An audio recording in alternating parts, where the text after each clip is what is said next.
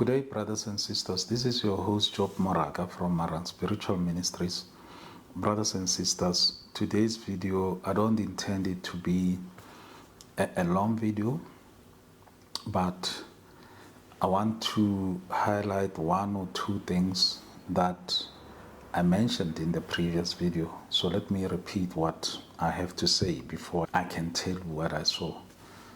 Brothers and sisters, please do not send me the videos of anybody who claims to be prophesying for my country, for South Africa. The reason why I do not want to see those videos are the following, twofolded. One, I do not want them to influence me. That's number one.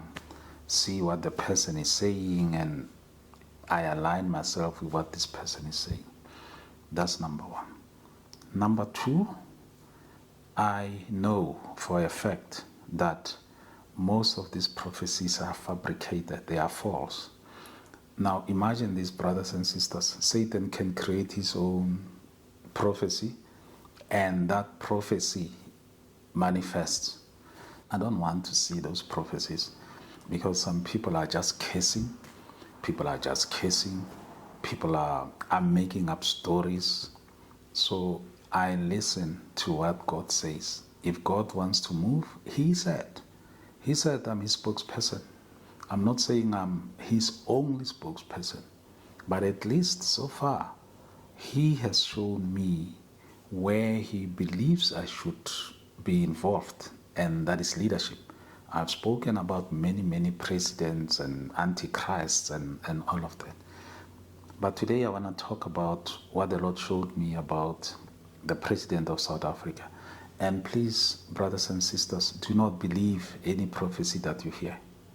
As I say, test the spirit. I don't know why you're not listening to me. Don't send me these guys' videos when they lie and tell you false visions, and test the spirit by yourself. Say, Lord, I see this guy who calls himself a prophet, Job Morak. He's saying 1, 2, 3. Is he telling the truth? The only reason why you don't do it is because you don't have faith in yourself. Test the spirit. Don't accept any prophecy, whatever somebody says. Go and test the spirit. So I normally do that. I test the spirit. I listen to you jumping up and down, and I test the spirit.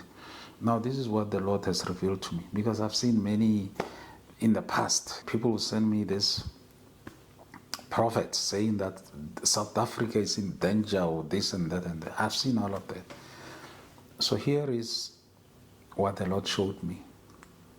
The Lord showed me, and I'm saying this, brothers and sisters, because there are gatekeepers. If I try to phone President Ramaphosa now and say, this is what I'm being shown about you, oh boy, there's going to be gatekeepers, there's going to be all manner of things. He himself may not even listen to me. So what did I do? When I see these kind of visions, I don't waste time pursuing anybody. I pray for them, because the reason why He shows me whatever is coming is for me to intercede, to pray. And this is very key, very important. When I say that when Satan creates his own prophecies, God will then say intercede. Because why would God create something and say I must intercede? I know He has done that before, but I'm just asking, why would He create something now after the new dispensation, after Christ, after everyone else, and say, this is what I'm going to do to this president, intercede? God may initiate a renewal process if He wants to, but He will say to you, support my vision of the renewal. If He wants to change the government or He wants something to be renewed, that is what He will do. But here it is, brothers and sisters, in short.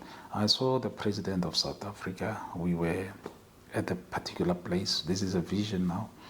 And then all of a sudden he had an epileptic seizure. He started convulsing, and I went to him and I raised him and I asked him what is going on. And he said, well, this thing is developing now and all of that. So brothers and sisters, let me give you the interpretation.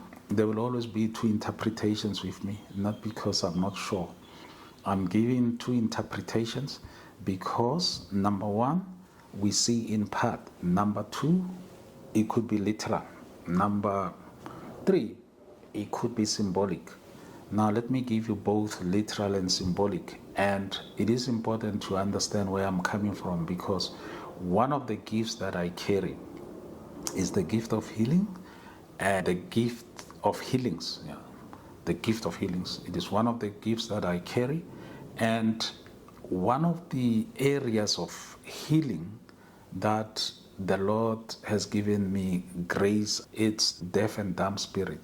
And that is a very, very difficult spirit to deal with. As you know, even in the Bible, Jesus spoke about it because his disciples couldn't heal the little boy who was having these epileptic fits, and he fell into water and into fire and all of that.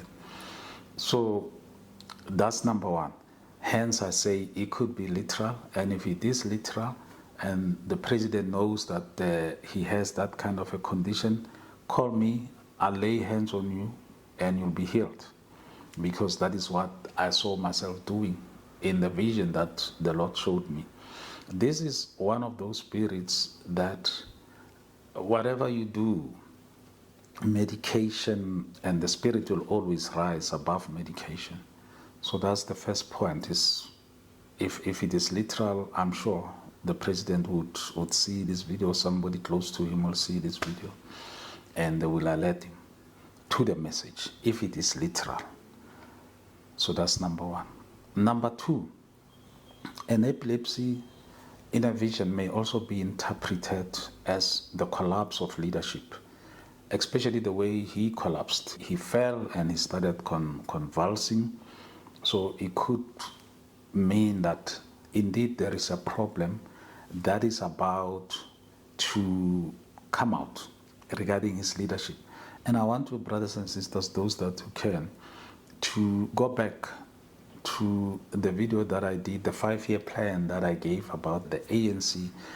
And in that video, I spoke about a group of women. I saw 3 who were unhappy, and there was an uprising to try and take him out. And I also said that they are not powerful. God is powerful. If he said we must intercede, we will intercede, and nothing will happen to him. He will finish his term. That is what I'm going to intercede about. So when you hear these prophets of doom and gloom giving prophecies how bad it's going to be, why are you even a prophet? Are you a prophet to give doom and gloom every time? Are you sometimes not called upon to intercede? Why did he then say to me that I must intercede for this praise? Not once. I said so. In 2022, he said intercede for him. He's going to lose the elections. I did that, and he won the elections. So God wouldn't call me to intercede if this whole thing had anything to do with him. Renewal, certainly. Certainly, I know renewal is coming. New leadership is coming, but at the right time. At the right time. God has had enough of people who are not serving him, who are stealing from his people, who are destroying this economy. He has had enough. There will be nobody like that in the new dispensation. The people of this country are going to share the riches of this country. Therefore, I am going to intercede for this president. He will stay until a new president is elected. That is what I am going to do. I'm not saying that is what God is going to grant me. I am saying I am going to intercede for him. But does it mean that things will be okay? It doesn't look like that. It doesn't look like it. It looks like it's going to be rocked very soon. There are people who are concocting things who will rise up against him. But we want to pray for him. All of you brothers and sisters who love this country, pray for him to hand over the reins properly. Because if it was good enough for God to choose him as a president, these 2 terms, it is good enough for the president to make sure that he ends the 2 terms gracefully. Then he can go and retire. So President Ramaphosa, if it is literal, you know where to find me. If it is symbolic, do not worry, say, I don't want to see you. We will intercede for you, we'll pray for you. It's impossible anyway to see you because of the gatekeepers. There are many things that we could have warned you about, but there are too many gatekeepers, and you don't have an ear for spiritual things. From Marang Spiritual Ministries, your host as always, Job Moraka. Thank you, brothers and sisters. I shall see you in the next video. Goodbye.